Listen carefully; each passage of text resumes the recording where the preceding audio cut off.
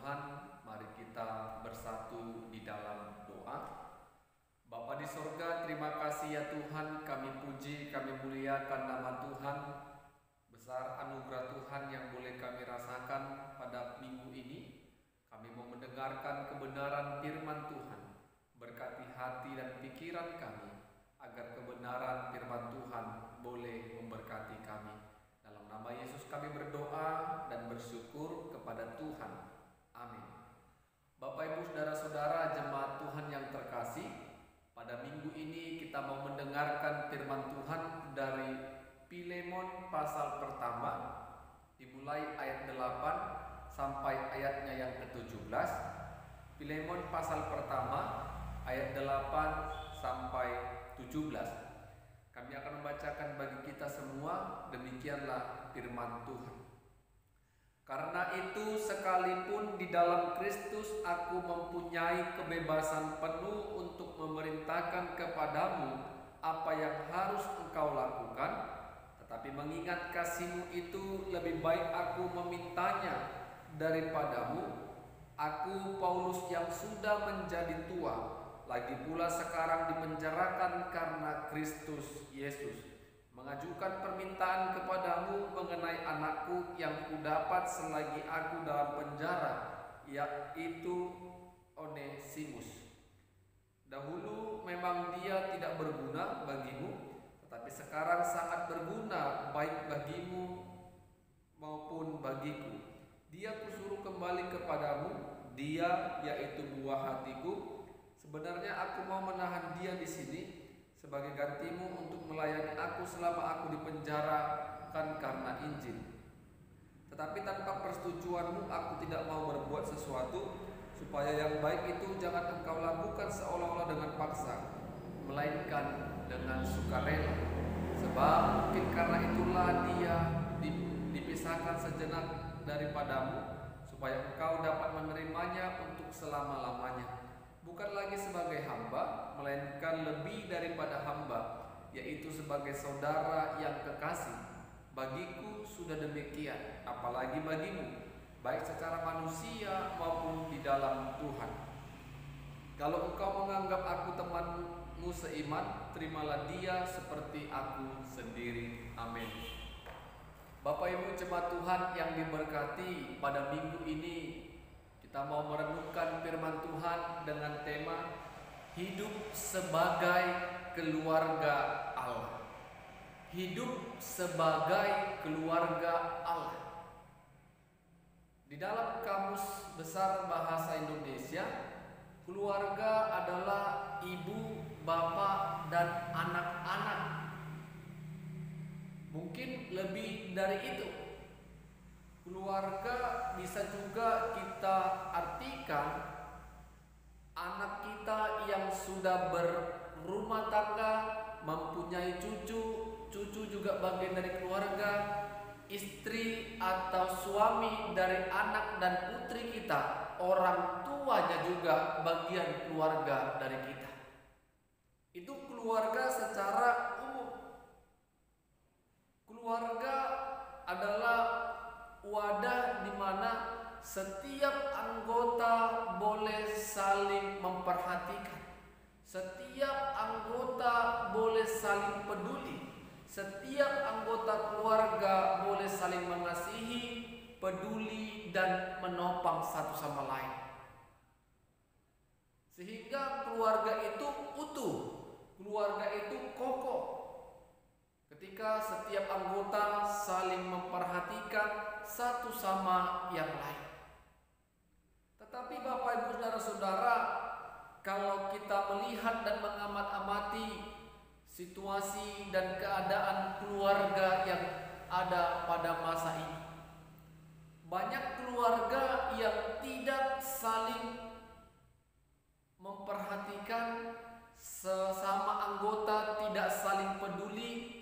Sesama anggota tidak saling menopang, sesama anggota tidak memperdulikan satu sama yang lain. Bapak Ibu saudara-saudara, sebagai anggota kita harus memperhatikan kita harus peduli dan menaruh rasa kasih kepada setiap anggota keluarga kita.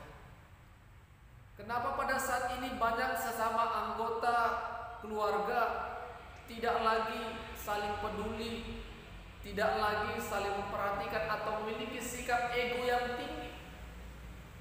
Mungkin salah satu faktornya oleh karena kemajuan zaman. Kalau kita melihat sekarang, semua di dalam sebuah keluarga, setiap anggota sudah memiliki yang namanya Android. Tidak ada lagi waktu untuk berkomunikasi, tidak ada lagi waktu untuk bercerita dan bertukar pikiran dengan sesama anggota dalam satu keluarga. Semua sibuk dan asik dengan gadgetnya masing-masing, sehingga sikap ego dan acuh tak acuh, cuek menyertai setiap kehidupan manusia pada saat ini. Bapak Ibu Saudara-saudara, kita mau belajar dari kebenaran firman Tuhan tentang keluarga Allah. Hidup sebagai keluarga Allah pasti berbeda dengan keluarga secara gambaran umum. Keluarga Allah pasti memiliki ruang lingkup yang lebih luas. Keluarga Allah adalah semua saudara-saudara seiman yang percaya kepada Yesus sebagai Tuhan dan Juru Selamat. Bukan hanya itu, semua manusia yang diciptakan Tuhan adalah keluarga kita. Dalam Yesus kita bersaudara, dalam Yesus kita berkeluarga, bukan karena kita memiliki hubungan darah itu keluarga Allah, bukan. Lebih dari itu, yang tidak ada ikatan keluarga, tidak ada ikatan darah sekalipun, mereka akan kita anggap keluarga di dalam Tuhan. Jadi keluarga Allah bukan hanya suami, istri, anak, menantu, cucu, atau orang tua, keluarga yang lain, bukan.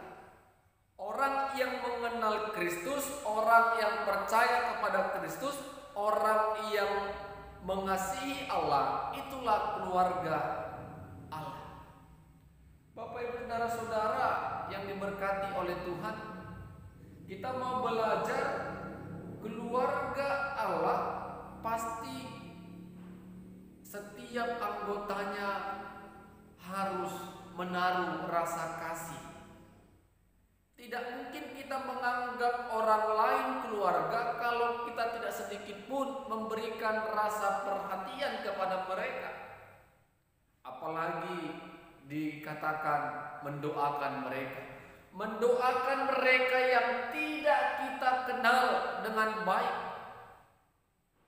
Mendoakan, menggumulkan pergumulan mereka, menggumulkan sakit penyakit yang dirasakan oleh orang yang tidak kita kenal latar belakangnya. Sulit, karena kasih yang dari Tuhan dan konsep keluarga Allah belum ada dalam diri kita. Bapak Ibu Saudara-saudara, jangankan mendoakan orang yang tidak kita kenal, mendoakan orang yang ada di sekeliling kita atau sesama jemaat di gereja kita masing-masing. Mendoakan suami, istri, orang tua, anak-anak dan menantu pun terkadang kita tidak pernah kita lakukan. Apakah kita menganggap mereka keluarga atau asal keluarga? Kalau benar-benar kita keluarga, maka sebagai anggota keluarga kita harus memberikan perhatian kepada mereka semua. Inilah yang mau kita teladani dari Rasul Kristus, Rasul Allah yang telah ditetapkan, yaitu Rasul Paulus. Paulus sebagai rasul yang dipanggil Allah, dia memberikan teladan kepada kita pada saat ini. Kita lihat Ketika dia di dalam penjara, dia menulis surat kepada Filemon. Dia menyapa Filemon dengan kasih yang daripada Tuhan. Paulus tidak lupa mendoakan Filemon sebagai rekan sekerjanya. Paulus juga memberikan perhatian dan kepedulian kepada Onesimus. Onesimus yang seorang hamba atau dikatakan budak, tetapi Paulus peduli akan kehidupan Onesimus. Sehingga melalui suratnya kepada Filemon, kalau kita baca, ini adalah surat permintaan, permohonan Rasul Paulus kepada Filemon. Padahal sebagai Rasul Kristus, Paulus memiliki kebebasan atau hak untuk memerintahkan Filemon menerima Onesimus sebagai saudara ataupun keluarga. Bapak Ibu saudara-saudara, tetapi Paulus menunjukkan kerendahan hatinya. Dia tidak memakai haknya untuk memerintahkan Filemon menerima Onesimus. Kenapa Bapak Ibu saudara-saudara? Karena Paulus tidak mau Filemon menerima Onesimus dengan terpaksa. Tetapi karena Paulus tahu kasih dari Tuhan telah ada dalam Filemon, maka besar harapan Paulus kasih yang dari Tuhan itu boleh membuat Filemon menerima Onesimus bukan lagi sebagai hamba, tetapi sebagai saudara yang terkasih. Bapak Ibu saudara-saudara yang diberkati Tuhan, mengapa Paulus begitu peduli, perhatian kepada Onesimus dan Filemon dan membawa mereka di dalam doa Paulus? Kenapa? Karena Paulus ada kasih di dalamnya. Besar kasih Paulus kepada setiap orang-orang yang seiman dengannya, yang percaya kepada Kristus Yesus sebagai Tuhan dan Juru Selamat. Sehingga Rasul Paulus tetap mendoakan mereka di dalam penjara oleh karena Injil yang Paulus sampaikan. Bapak Ibu saudara-saudara yang diberkati oleh Tuhan, apa yang mau kita renungkan, apa yang mau kita gumulkan pada saat ini? Apakah kita menganggap orang lain keluarga? Apakah kita menganggap orang lain itu sahabat, saudara? Itu dapat kita lihat dari kepedulian kita, perhatian kita kepada mereka. Terlebih, apakah kita membawa mereka di dalam doa kita pribadi? Kalau kita belum pernah mendoakan mereka, belum pernah merasakan pergumulan yang mereka rasakan adalah pergumulan kita, itu belum kita sebut sebagai anggota keluarga. Jadi Bapak Ibu saudara-saudara, kita harus bisa sama seperti Paulus yang terus senantiasa mendoakan teman-teman saudara seiman. Walaupun Paulus hanya sekali mungkin bertemu dengan saudara seiman, tetapi di dalam doanya dia tetap bergumul. Karena kasih dari Allah besar dalam diri Paulus.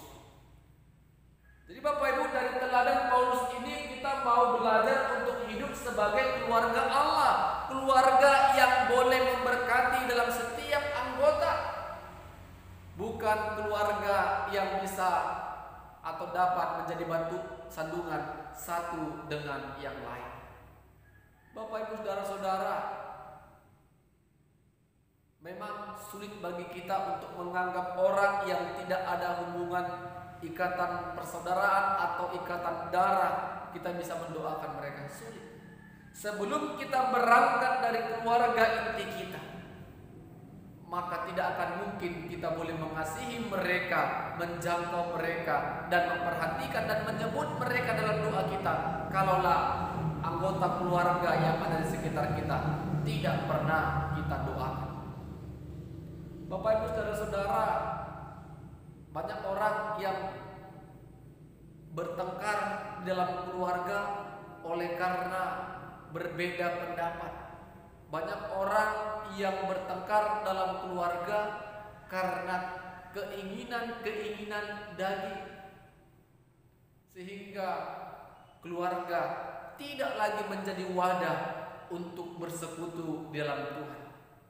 Kalau kita benar-benar keluarga Allah, keluarga yang boleh terberkati lewat kehadiran setiap anggota, kita boleh sama-sama saling mendoakan, kita boleh saling mendukung, kita boleh saling memperhatikan satu sama yang lain.